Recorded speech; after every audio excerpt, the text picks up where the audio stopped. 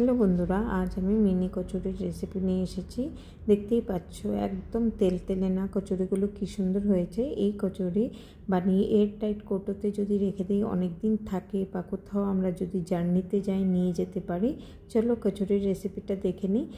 ধনে কী নিয়েছি: গোটা ধনে, গোটা জিরে, গোটা মৌরি, গোটা গোলমরিচ, কয়েকটা লবঙ্গ আমি গ্যাসের উপরে সিমে চাপিয়েছি।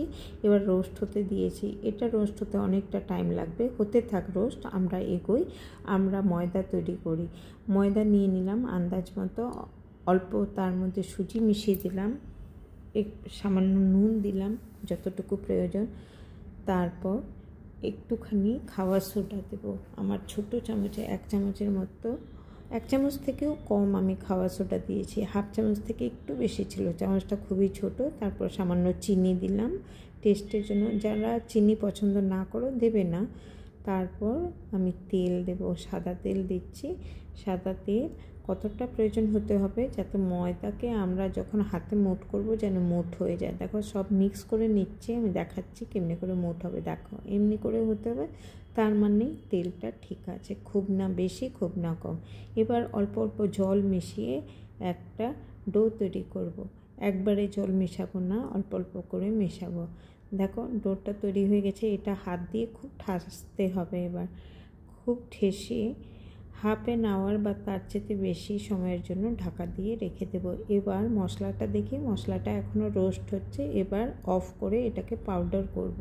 ঠান্ডা হলে পরে পাউডার করব। এদিকে মিক্সিতে আমি অল্প আন্দাজ মতো ওই যে ভুজিয়া নিয়ে গ্রাইন্ড করে নিয়েছি, ঝাল ভুজিয়া অবশ্য, লোকালগুলো না। দেখো কী সুন্দর হয়ে গেছে, আর কোনো জল দিইনি। মশলাও রেডি হয়ে গেছে। এবার ভুজিয়ার মধ্যে এই মশলাগুলো ঢেলে দেব। তারপর কি করছি দেখো, হিং দিয়েছি। হিং ছাড়া তো কচুরি হবে না। হিং দিয়েছি প্রয়োজন মতো, খুবই অল্প নুন দিয়েছি। তারপর আমি খুবই সামান্য লঙ্কার গুঁড়ো দিয়েছি, অল্প চিনি দিলাম, খুবই সামান্য নুন দিয়েছি কারণ ভুজিয়াতে তো অলরেডি নুন আছে, এর জন্য নুন কম দিয়েছি। এবার কাজু কতগুলো ভেঙে আমি দিয়ে দিলাম, আর এবার কিশমিশ দেবো। সব মিক্স করব, কোনো জল দেবো না। যদি ইচ্ছা হয় 1-2 ফোঁটা তেল দিতে পারো। আমার ভুজিয়াতে তেল ছিল, তেলও দেওয়ার প্রয়োজন হয়নি। এবার আমি সেই ময়দাগুলোকে, যে ময়দার ডোটা, ময়দাগুলো না, ময়দার ডোটাকে বের করে সেই চাকলার উপরে খুব পটকাবো। দেখো আধ ঘন্টা পরে কেমন হয়েছে, খুব হয়ে গেছে, কিন্তু একে পটকাতে হবে। খুব পটকালে স্মুথ হয়ে যায়। খুব আমি পটকে ছোট ছোট আমি লেচি কেটে এবার আমি ফিলিং করব। ফিলিংটা কীভাবে, খুব যত্ন করে অল্প করে করব।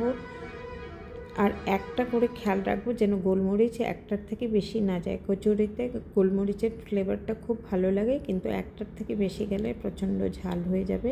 সেটা খেয়াল রেখে এইভাবে আমি মুখটা চেপে বন্ধ করে এক একটা কচুরি বানিয়ে নেব। যেহেতু সুজির একটু সেটা মুড়তে অসুবিধা হতে পারে, সুজি আছে, হাতে একটু জল লাগিয়ে নিলেই হলো। এদিকে কড়াইতে সাদা তেল গরম হতে দিয়েছি। তেলটা খুব একটা গরম হবে না, সামান্য গরম হলেই কচুরিগুলো ছেড়ে দেব একটা। তারপর আমি ফ্লেমটা অনেক দেরি মিডিয়াম ফ্লেমেই ছিল। এই যে দেখো, এবার খুব সাবধানে উল্টে নিয়েছি।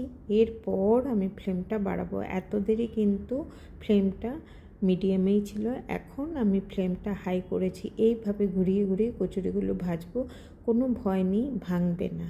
এগুলো এতটাই সুন্দর হয়েছে, কোনোটাই ভাঙবে না। হয়ে গেছে কচুরি। এইভাবে উল্টে পাল্টে ভাজার পরে এই তো আমি নামিয়ে নিচ্ছি কচুরিগুলো, তেল থেকে ছেঁকে নামিয়ে নিচ্ছি। আমার রেসিপিটা কেমন লাগলো, যদি ভালো লাগে নিশ্চয়ই আমাকে জানাবে, আর ভালো লাগলে লাইক কমেন্ট শেয়ার করবে। সঙ্গে থেকো বন্ধুরা, আমি তো তোমাদের সঙ্গে আছি। আর এই কচুরি একবার বানিয়ে নিশ্চয়ই খেও, খুব একটা পরিশ্রমের কাজ।